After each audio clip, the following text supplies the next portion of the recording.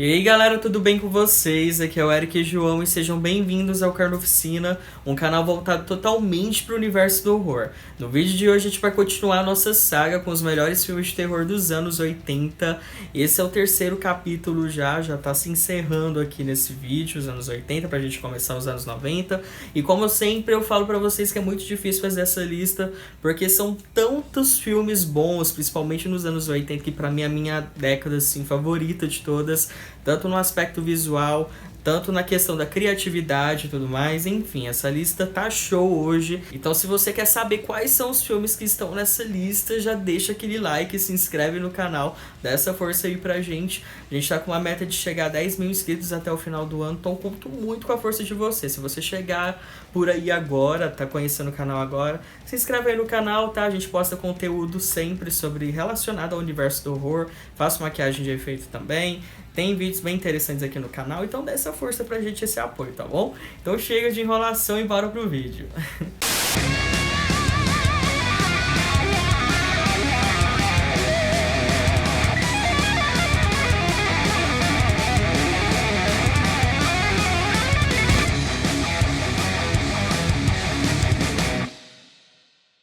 E para começar a nossa lista, a gente vai falar sobre uma continuação. Polêmico isso, né? Que continuação é essa que marcou tanto a década de 80? Vou dar uma dica para vocês. Começa com A e termina com Resgate. Pô, dessa. O nome do filme é Alien ou Resgate. Aliens, na verdade. Ellen Ripley, a única sobrevivente da nave atacada pelo Alien, vai a um planeta distante para combater o monstro que matou seus companheiros. Alguns colonizadores estão estabelecidos justamente nesse planeta e Ripley precisa ajudar as pessoas a escapar da criatura. Existe uma grande teoria que a continuação nunca consegue ser tão boa, até mesmo melhor que o original.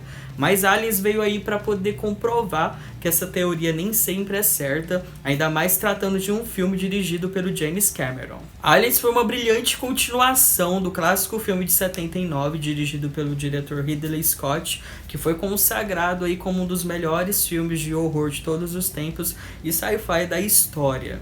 Aqui o filme tem uma pegada mais de ação e de aventura, com elementos de horror, claro. Só que o James Cameron pegou uma vibe mais bem diferente do primeiro filme. Confesso que eu gosto mais do primeiro filme por conta da tensão, mas esse filme é excelente também, principalmente na parte técnica e visual. É um filme que você pode assistir daqui 10 anos e ele não fica datado. Ele é muito bom visualmente. Afinal, é James Cameron que tá na direção, o cara que fez aí Titanic. Tem muita gente que não gosta do filme Avatar, mas é bem claro que ele é um cara muito incrível na questão visual dos filmes. Então, esse filme, se você não assistiu ainda, acho muito difícil. Quem nunca assistiu algum filme da franquia Alien, mas se você ainda não conferiu, faça um bem pra você mesmo e já assista. E agora indo para o ano de 87, o próximo filme também é uma continuação. Muitos dizem que é um remake do original, mas eu não vejo assim, eu tenho sérias dúvidas sobre isso. E o nome do filme é Evil Dead 2.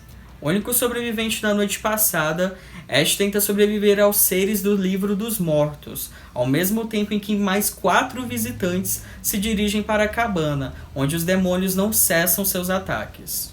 Evil Dead é uma noite alucinante, como é chamado aqui no Brasil. É um dos melhores filmes de terror de todos os tempos. Eu amo demais esse filme, sou tão fã dele, que tem até uma tatuagem no pescoço. Tá do lado certo? Não é aqui. Eu escrevi a famosa Faza Groove que o Ash sempre fala no filme. Sou muito fã dessa franquia. E esse é outro caso que a continuação consegue ser melhor que o original. Muitos dizem que é um remake porque tem uma história bem parecida à proposta do filme. Só que o Ash continua na cabana, só que chega outros visitantes e tudo mais. Mas eu não consigo ver muito sentido nisso, porque o filme vai com uma proposta diferente. Tem um pouco mais de terror, que são aqueles alívios cômicos que a gente vê em certos filmes de terror. Então vejo uma grande diferença do primeiro para o segundo, que o segundo, apesar de ter elementos bem parecidos do primeiro, tem uma história bem individual. Fora que por conta do sucesso do primeiro filme, eu acho que o Sam Raimi teve um orçamento melhor para produzir esse filme, já que o primeiro foi feito muito nas coxas, teve que ser feito com dinheiro do próprio Sam Raimi e do Bruce Campbell, para quem não sabe, é o personagem do Ash. Então esse eles tiveram um aval, um valor maior aí para poder reproduzir o filme. Talvez muitas pessoas podem considerar um remake por conta disso, mas o filme tem uma história própria e ele é um filme bastante importante para poder linkar a terceira parte, que é o meu filme favorito, não me julguem, tá? Mas se você não conferiu ainda, assista essa franquia absurdamente incrível. Tem um remake que é muito bom também. E é isso, só assistam. E o próximo filme da nossa lista também é de 87, é uma verdadeira obra-prima do horror e marcou muito a minha infância e consagrou um dos melhores vilões dentro do gênero. E claro que eu estou falando de Hellraiser. Frank, um pervertido sexual, compra um cubo mágico e abre porta de uma dimensão cheia de dor e tortura. Quando uma antiga amante se muda para sua casa, ele tenta convencê-la a ajudá-lo e voltar ao mundo dos vivos. Acho que esse filme foi a minha inclusão para o universo do gore e foi através dele que eu meio que comecei a gostar de maquiagem, me interessar por maquiagem.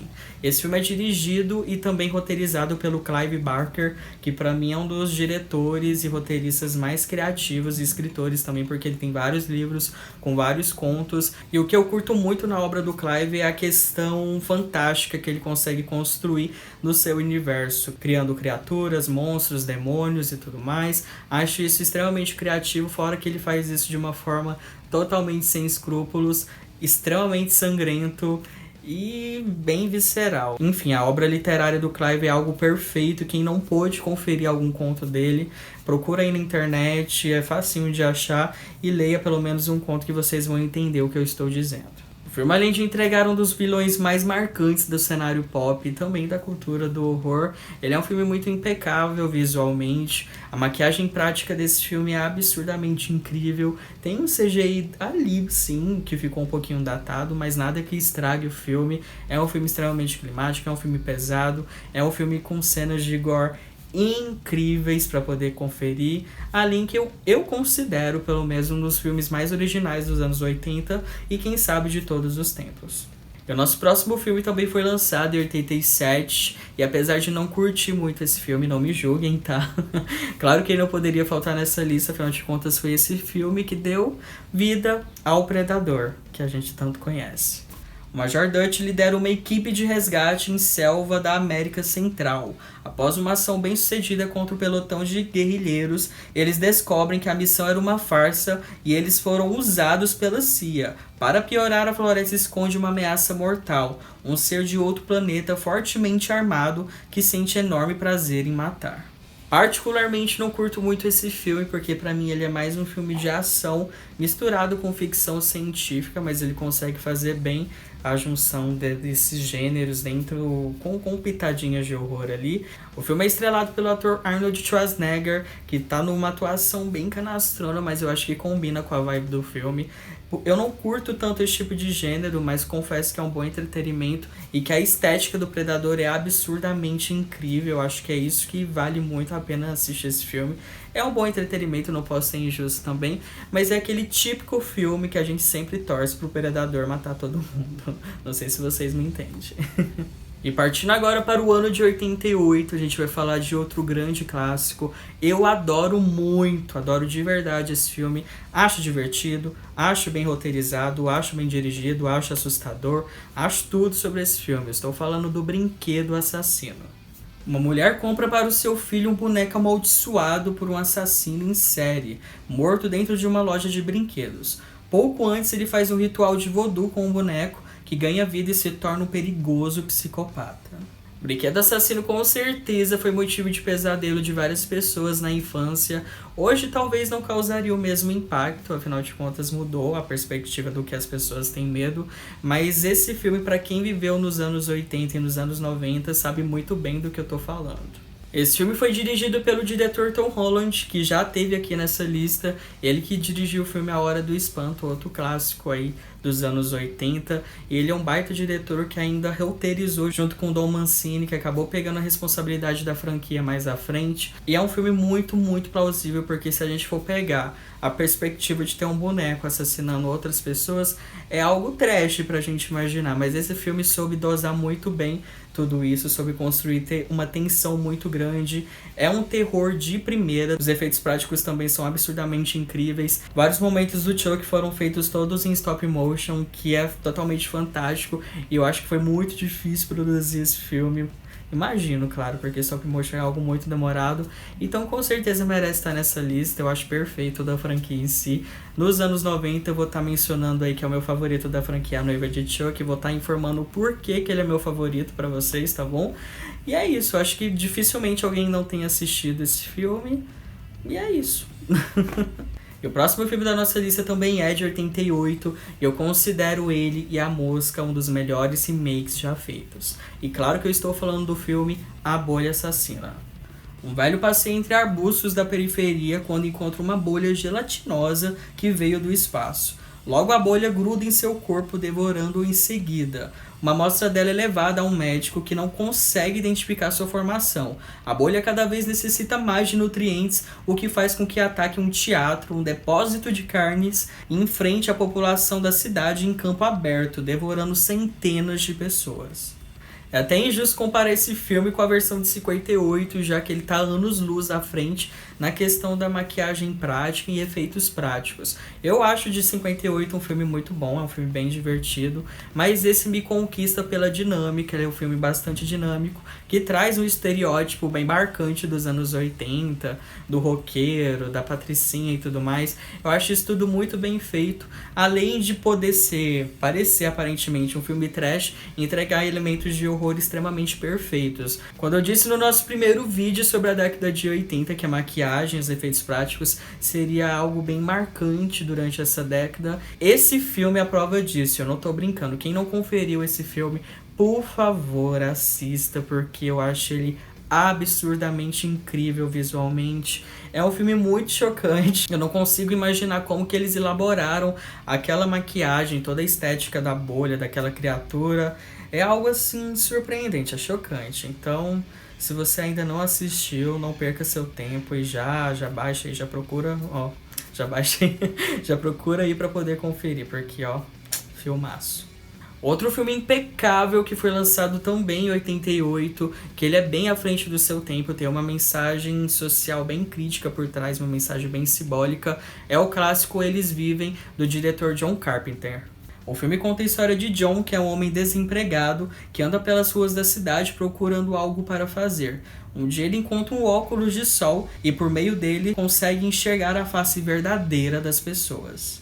Aqui a gente tem outro ótimo sci-fi com toques de ação e alguns elementos de horror. Pra mim é um filme que faz uma dura crítica ao capitalismo, é um filme que mostra aí a doutrinação da sociedade e como as pessoas exploram do mais fraco, das pessoas mais marginalizadas e tudo mais. Não posso falar muito porque acabaria sendo spoiler pra vocês, mas posso dizer que esse filme é excelente, fora que é um filme bem diferente do John Carpenter, apesar dele sempre ter ido pra essa linha de ficção científica como o Enigma do Outro Mundo. Nesse outro filme, além de fazer uma dura crítica à sociedade, ele é o verdadeiro significado de atemporalidade, porque ele serve muito para os dias de hoje também. Então, se você não conferiu, eu sei que muita gente infelizmente não conhece esse filme, assista, porque eu acho meio que obrigatório, é um filme bom de assistir, é um filme bom pra gente poder refletir e recomendo, super recomendo.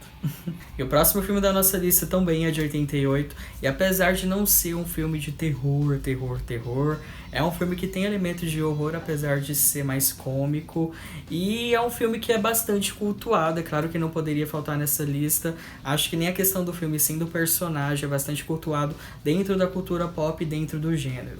E claro que eu estou falando de Elvira, a Rainha das Trevas.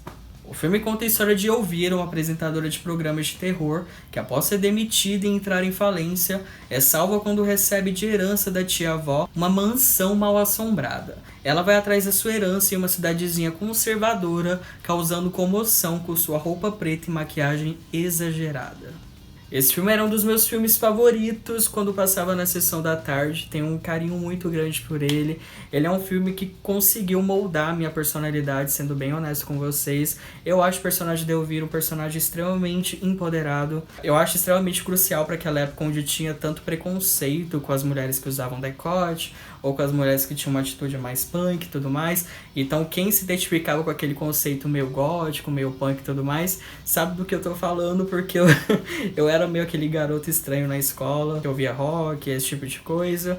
E a Elvira, eu acho que meio que moldou muito a minha personalidade por conta disso. E o filme, além de ser muito divertido, tem uma crítica social muito forte por trás. Afinal de contas, uma mulher empoderada, que usa decote, que tem um visual diferente da normalidade, muda para uma cidade extremamente conservadora e sofre muito preconceito por conta disso. E é isso, Elvira é um grande marco, é um grande clássico, todos os fãs de horror conhecem o personagem dela, ela é muito cultuada, até por quem não é fã de horror, da cultura pop, o visual, o estilo dela, enfim. E claro que ela não poderia faltar nessa lista, porque ela é perfeita, o filme é muito divertido, e é isso, não tem mais o que dizer. Só um detalhe, porque parece que vai ter uma continuação, tá? Pra quem não sabe, a Cassandra Peterson, que faz o personagem da Elvira, ela tá conversando para poder fazer um novo projeto, um novo filme, então torci aí para que dê tudo certo.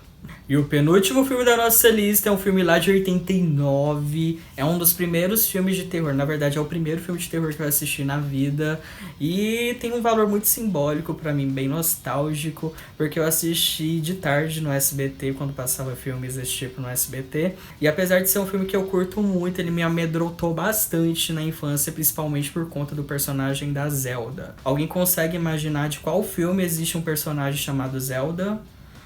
Se você pensou em Cemitério Maldito, você acertou. Uma série de acontecimentos estranhos se inicia após a morte de um gato da família Creed. Aos poucos eles percebem que o antigo cemitério, que fica nos fundos da casa, pode ter ligação com esses eventos. Pra quem não sabe, esse filme é uma adaptação de um dos contos de Stephen King, e ele também fez o roteiro desse filme, fez até uma ponta como um padre, participou do filme e tudo mais. E é um filme que foi bem criticado na época que foi lançado, tá? Ele não foi tão cultuado como ele é hoje, ele precisou de um tempo, assim, para poder ser considerado um clássico. E é um filme bem assistível, eu curto muito ele, eu tenho um carinho, como eu falei pra vocês, por ser o primeiro filme que eu assisti de terror. Então eu tenho uma coisa bem nostálgica assistindo, mas quando eu assisti recentemente, apesar de alguns elementos que eu não curti, como algumas atuações, alguns personagens intragáveis, confesso pra vocês que ele se mantém ainda um filme muito bom, apesar de ter ficado um pouquinho datado, mas os efeitos práticos continuam bons também. É um filme assistível, pra quem quiser conferir, tem no Netflix, tá? Por que que ele tá nessa lista? Porque hoje ele é considerado um grande clássico, ele marcou muito a década de 80, apesar de ter sido muito criticado na época. Mas hoje em dia, finalmente, ele conseguiu um destaque como um grande clássico dos anos 80 e é claro que não poderia faltar nessa lista. Então tem no Netflix, quem for conferir, depois me diz o que achou, beleza? E o último filme da nossa lista também foi lançado em 89, é um filme bem polêmico, bem emblemático, que assim como o Cemitério Maldito também recebeu duras críticas quando foi lançado, mas hoje é considerado um clássico absoluto. Na verdade, tem muitas opiniões divididas sobre ele também, tá? Mas eu quero que vocês assistam, porque dentro de todos os filmes que eu citei hoje, esse com certeza é o meu favorito deles. E o nome dele é A Sociedade dos Amigos do Diabo. O jovem Bill começa a desconfiar que seus pais e a sociedade à sua volta não são exatamente o que aparentam. Depois da morte de seu amigo, todos os habitantes e autoridades parecem dispostos a ocultar o ocorrido e Bill passa a ser perseguido. Tem alguns filmes que eu sempre digo que não é pra todo mundo, e esse é aquele tipo de filme, tá bom? Esse filme é dirigido pelo diretor Brian Yuzna, que é o mesmo diretor por trás do filme O Dentista e Reanimator Fase Terminal, e ele já produziu vários outros filmes junto com o Studio Gordon. O horror deles é muito voltado pro horror cósmico, o que acho bem interessante. Os dois sempre tiveram uma grande parceria, fizeram o filme Dagon com o próprio dinheiro, por exemplo, e tem essa parceria dos dois desde sempre. Esse filme bizarro que muita gente não consegue ingerir, na minha opinião, o melhor trabalho desse diretor, e é o seu primeiro filme, para vocês terem uma ideia, tá? O primeiro filme do cara já faz algo assim, totalmente fora da zona de conforto de muitos diretores. O longa é uma produção B que mescla muito com o trash, mas não chega a ser um filme totalmente trash, muito pelo contrário, é um filme muito bem feito, porque trash são filmes de baixo orçamento, e eu não consideraria esse filme tão de baixo orçamento assim, na medida do que eu fui assistindo ele, e é um filme que faz uma dura crítica à classe média americana. É um filme que aborda aí questões bem importantes como xenofobia e desvalorização das minorias. Acho ele um filme bastante atual, ele é um filme bem crescente, que tem todo o suspense até chegar no seu ápice. Tem umas partes bem polêmicas aí que aborda relação íntima entre pai e filha, o que é bem bizarro. E várias coisas vão acontecendo até chegar no seu ápice, que quando eu falo que é ápice, gente, é ápice de verdade. Vou ser bem honesto com vocês, eu nunca vi em outro filme uma cena tão repugnante, tão perturbadora igual eu vi nesse filme. Sério mesmo, sem exageros, tá? Tô sendo bem honesto aqui com vocês. E é muito importante vocês assistirem o filme ao todo, até chegar na conclusão final, que é esse ápice que eu tô falando, pra vocês entenderem o que eu senti assistindo esse filme, tá? Então, sim, esse filme é extremamente perturbador. Eu sei que não é o tipo de filme que a gente indica para as pessoas assistirem, e eu tenho certeza que muitas pessoas podem vir aqui me criticar por estar indicando esse filme, tá? Por não estar gostando do filme, porque ele é um filme bem complexo, mas se você for pegar ele ali na alegoria que ele tenta transmitir, você vai entender o contexto e a proposta do que ele foi feito, tá bom? Então recomendo sim vocês assistirem esse filme, quero saber a opinião de vocês depois, deixa aí nos comentários. Infelizmente não tem nenhuma plataforma para poder assistir, né? Então vocês podem baixar, a gente não vai ser hipócrita, tem na internet aí pra vocês poderem baixar. E é isso, tá? Então assistam esse filme e depois vem aqui comentar, que eu tô bastante curioso pra saber o que vocês acharam dessa incrível pérola, que pra mim é um dos melhores filmes desse diretor e quem sabe dos anos 80 e de todos os tempos. Ele tá na minha lista de prioridades. Bom, gente, a gente acabou de encerrar a parte dos anos 80, agora a gente vai partir para os anos 90. Eu tô muito ansioso porque tem muito filme bom dos anos 90. Não sei se vai ser só um vídeo, se vai ser dois. Isso a gente vai ver com o tempo, tá bom? Então até na próxima semana a gente vai começar aí os anos 90, mas eu conto muito com o like de vocês, conto muito com a opinião de vocês, com o feedback, porque isso é muito importante pra gente continuar com esse quadro aqui no canal e pra gente conseguir crescer cada vez mais, tá bom? Então é isso, espero de verdade que vocês tenham curtido, deixa aquele like, se inscreve, ativa o sininho e tudo mais, e até a próxima, espero que todos estejam bem.